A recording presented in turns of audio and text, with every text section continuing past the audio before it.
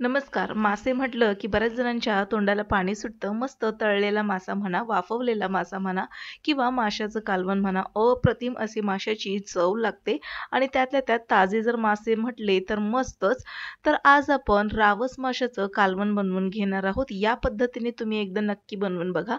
तर कोणाकोणाला गरमागरम वाफाळलेला भात आवडतो आणि त्यावर माशाचं सार आवडतं, तर नक्की कमेंट करून सांगा. तर आज वेगळ्या पद्धतीने आपण रावस माशाचं कालवण बनवून घेणार आहोत. तर चला आजच्या व्हिडिओला सुरुवात करूया. रावस माशाचं कालवण बनवण्यासाठी इथे आपल्याला मसाला बनवून घ्यायचा आहे. त्यासाठी लोखंडी तव्यावरती एक लहान आकाराचा आपण कांदा चिरून घातलेला आहे आणि त्याला आपल्याला छान असं भाजून घ्यायचं. आता हा रावस मासा स्वच्छ 2 ते 3 पाण्याने धुवून घेतलेला आहे. या माशाला आपल्याला काही मसाले लावून घ्यायचे आहेत. तर आलं आणि लसूण ठेचलेलं इथे मी घालून घेतलेलं आहे. तर अंदाजे चमच्याने जर म्हणाल तर 2 चमचे इतकं आलं लसूण मी ठेचून घातलेलं आहे. याऐवजी तुम्ही आलं लसूणची पेस्ट देखील घालू शकता. यावर आपल्याला थोडीशी हळद घालून घ्यायची आहे आणि सोबतच यामध्ये आपल्याला लाल तिखट घालून घ्यायचं आहे. तर घरगुती मसाला असेल तर तो देखील वापरला तरी देखील चालेल. चवीनुसार मीठ घालून घ्यायचं आहे. आता हा सर्व मसाला या मच्छीला आपल्याला व्यवस्थित लावून घ्यायचा आहे. तर हा मसाला व्यवस्थित आपण हाताने एकजीव करून घेणार आहोत. माशाला आपण हा मसाला लावून झाल्यानंतर 5 ते 10 मिनिटासाठी आपल्याला अशाच पद्धतीने बाजूला ठेवून द्यायचं आहे. म्हणजे आलं, लसूण, तिखट, मीठ, हळद सर्व मसाले या मच्छीच्या तुकड्यामध्ये छान असे मुरले जातात. म्हणजे तयार होणारं माशाचं कालवण म्हणा किंवा मग तळलेला मासा म्हणा अप्रतिम असा बनून तयार होतो. तर आता हे सर्व मी लावून घेतलेलं आहे. याला आता आपण बाजूला ठेवून देणार आहोत. कांदा छान असा आपल्याला भाजून घ्यायचा आहे. यामध्येच आता मी थोडंसं सुकं खोबऱ्याचे तुकडे घालून घेतलेले आहेत. याऐवजी तुम्ही ओल्या नारळाचे तुकडे घातले तरी देखील चालेल आणि छान असं हे दोन्हीही परतण्यासाठी यामध्ये मी जवळपास चमचाभर इतकं तेल घालून घेतलेलं आहे. आज आपण इथे 2 माणसांसाठी मच्छीचं कालवण बनवून घेणार आहोत. त्यामुळे इथे आपल्याला मसाल्याची क्वांटिटी थोडीफार कमी दिसत आहे. तर जास्त जणांसाठी बनवत असाल तर मसाल्याचं प्रमाण देखील आपल्याला थोडंसं वाढवून घ्यायचं आहे. छान असं हे भाजून घ्यायचं आहे.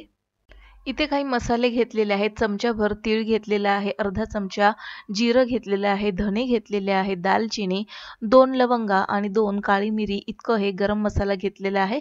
आता याला देखील आपल्याला या कांदा आणि खोबऱ्यासोबत परतून घ्यायचं आहे. गॅस बंद करून घ्यायचा, नाहीतर तीळ फार असे गरम तव्यावरती उडतात.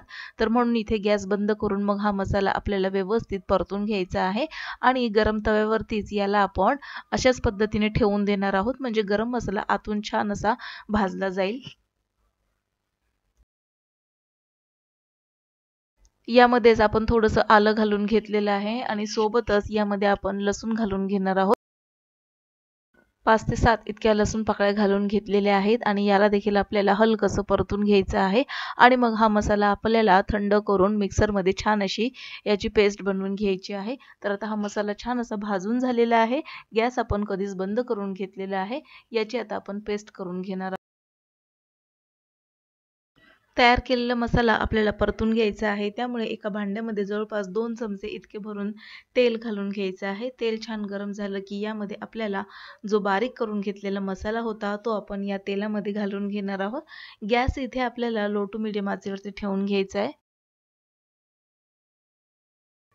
गॅस इथे आपण लो टू मीडियम आचेवरती ठेवून घेतलेला आहे आणि इथे आपल्याला मसाला तेल सुटेपर्यंत परतून घ्यायचा आहे.